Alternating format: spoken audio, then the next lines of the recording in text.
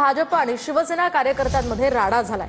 तर याच वेळी शिंदेंचे कार्यकर्ते जल्लोष करत असताना वाद झाल्याची माहिती आहे। भाजपच्या माजी नगरसेवकानं शिंदेंच्या शिवसेना शाखा प्रमुखांच्या कानचिलात लगावल्याची माहिती आहे। नारायण पवार यांनी शिवसेना शिंदे सेनेच्या हरेश महाडिक यांच्या कानचिलात लगावली आहे अशी माहिती सध्या समोर येते आहे।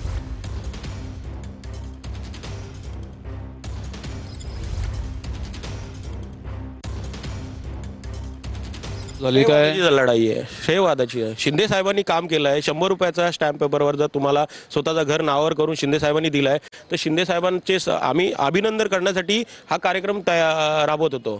तरी हे नारायण पवार साहेब यांनी आमचा हे कार्यक्रम आणि आम्हाला मारझोड केली।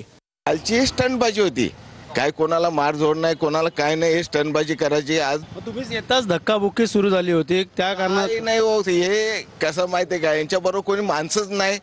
माणसं तर पाहिजे त्यांच्याबरोबर कोणी। त्या सोसायटीच्या लोकांची परमिशन घेतली का त्या विचारा ना। सोसायटीचे जे लोक आहेत ना त्यांना उतरवा, त्यांच्याकडनं विचारून घ्या काय चाललंय, कसं चाललंय ते विचारून घ्या।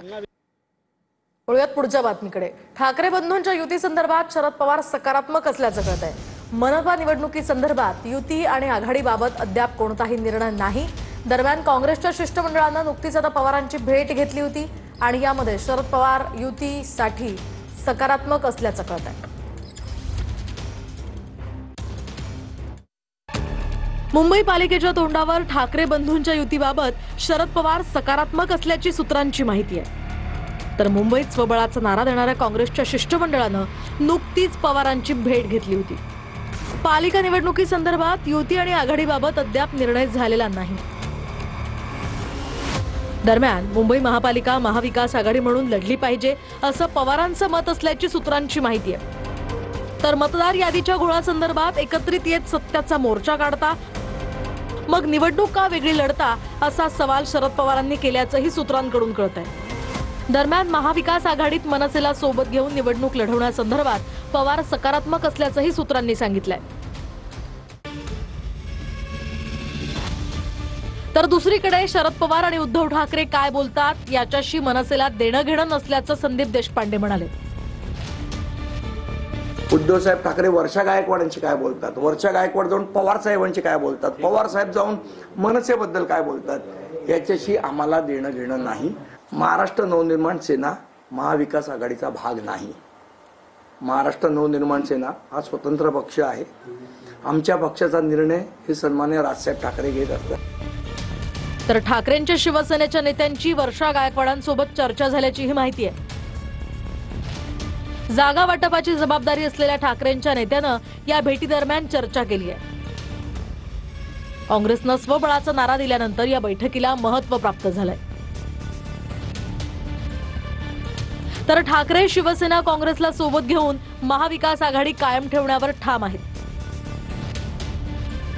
फाटाफूट झाली तर दोघांनाही तोटा होईल अशी ठाकरे सेनेची भूमिका आहे। तर विरोधकांची एकजूट फार महत्त्वाची आहे अशी ही भूमिका ठाकरेंच्या शिवसेनेनं घेतली आहे। दरम्यान ठाकरे सध्या काँग्रेसच्या हायकमांडच्या संपर्कात असल्याची ही माहिती सूत्रांनी दिली आहे।